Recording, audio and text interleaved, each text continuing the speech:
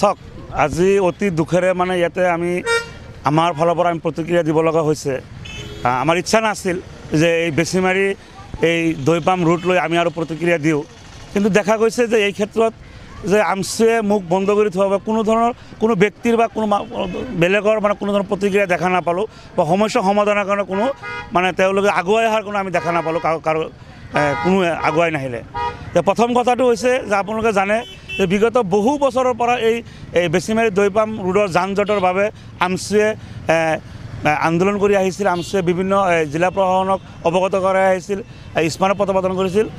তাৰ পৰিপ্ৰেক্ষিতত কিছুদিন আগতে আৰু ৰাইজৰ প্ৰবল দাবীত এই ৰাস্তাটো জিলা প্ৰশাসনে বহলীকৰণ লৈ বিভিন্ন ধৰণৰ এটা পৰিৱেশৰ সৃষ্টি হৈছিল। আপোনালোকে ইতিমধ্যে আৰু গোটেই অসম জুৰি এটা প্ৰতিক্ৰিয়াৰ সৃষ্টি হৈছিল। কিন্তু দেখা গৈছে যিখিনি আপোনাৰ মুকলি হ'ল, যিখিনি ঠাই উচ্ছেদ কৰা হ'ল, পুনৰ সেই ঠাইখিনি যিসমূহ ঘৰসমূহ উচ্ছেদ কৰিছিল আমি দেখা পাইছোঁ যে বহু দোকানীয়ে পুনৰ সেই ঘৰসমূহ আকৌ নিজে জিলা প্ৰশাসনক অৱগত কৰি জিলা প্ৰশাসন কোনো ধৰণৰ অৱগত নকৰাকৈ তেওঁলোকে আকৌ ঘৰ বনাই আছে। লগতে দ্বিতীয় কথাটো হৈছে যে আপোনালোকে জানে যে এই ৰোডত হাজাৰ হাজাৰ ছাত্ৰ ছাত্ৰী বা ৰাইজ অহা যোৱা কৰে আৰু আপোনাৰ যিটো এইটো ৰাস্তাৰ একেবাৰে আপোনাৰ মুখতে আপোনাৰ পানী জমা হৈ আছে, ড্ৰেইনৰ পানী, কোনো ধৰণৰ ড্ৰেইন নথকাৰ কাৰণে পানী জমা হৈ আছে।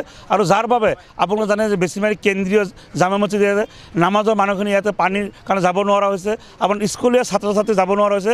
আৰু ডাঙৰ কথাটো হৈছে যে অহা 13 তাৰিখৰ পৰা আপোনাৰ ইয়াতে এক্সাম আছে আৰু আপোনাৰ বেছিমাৰিত আপোনাৰ মেট্ৰিক তথা হাই ছেকেণ্ডাৰী আপোনাৰ চেণ্টাৰ আছে পৰীক্ষাৰ। গতিকে ইয়াত যে আপোনাৰ হাজাৰ হাজাৰ ছাত্ৰ ছাত্ৰী অহা যোৱা কৰিব, ইয়াত এটা ডাঙৰ বেয়া পৰিৱেশ সৃষ্টি হৈ আছে, যাৰ বাবে কিন্তু ডাঙৰ অসুবিধাৰ সৃষ্টি হ'ব। গতিকে দুৰ্গন্ধময় পৰিৱেশ। গতিকে আমি জিলা প্ৰশাসনক আমি আমাৰ ফালৰ পৰা আমি দাবী জনাইছোঁ যে আপোনালোকে যিখিনি উচ্ছেদ কৰিলে আৰু এই উচ্ছেদটো কিমান দূৰ হ'ব, আপোনালোকে 60 ফুট হ'ব না 50 ফুট হ'ব, আপোনালোকে এটা থিৰাং কৰক, আপোনালোকে ফাইনেল কৰক। ফাইনেল কৰি ইয়াতে আপোনালোকে এটা ড্ৰেইনৰ ব্যৱস্থা কৰক। এই ক্ষেত্ৰত মই ভাবোঁ যে আমাৰ বিধায়ক ডাঙৰীয়া ইয়াতে তেখেতে আগভাগ ল'ব লাগে, কাৰণ তেখেতেও এই আপোনাৰ বিষয়টো লৈ তেখেতে নিজে আগবাঢ়ি আহিছিল। গতিকে মই এতিয়া আমি এটাই বস্তু দাবী জনাম যে বিধায়ক ডাঙৰীয়া আগুৱাই আহি আপোনাৰ জিলা আয়ুক্ত মহোদয় আছে, আপোনাৰ চক্ৰ বিষয়া মহোদয় আছে, তেওঁলোকে এই ৰাস্তাৰ সীমা কিমান হ'ব, আপোনাৰ 50 ফুট হ'ব না 60 ফুট হ'ব, এইটো ফাইনেল কৰিব লাগে আৰু এটা ড্ৰেইনৰ ব্যৱস্থা কৰি ইয়াতে ৰাইজৰ লগতে আপোনাৰ ছাত্ৰ ছাত্ৰী অহা যোৱাৰ কাৰণে আপোনাৰ ব্যৱস্থা কৰিব লাগে। অন্যথাই কিন্তু ইয়াতে কিন্তু অহা 13 তাৰিখৰ যি পৰীক্ষা আছে, ইয়াতে কিন্তু ছাত্ৰ ছাত্ৰী কিন্তু অহা যোৱা কাৰণে কিন্তু বহুত অসুবিধাৰ কিন্তু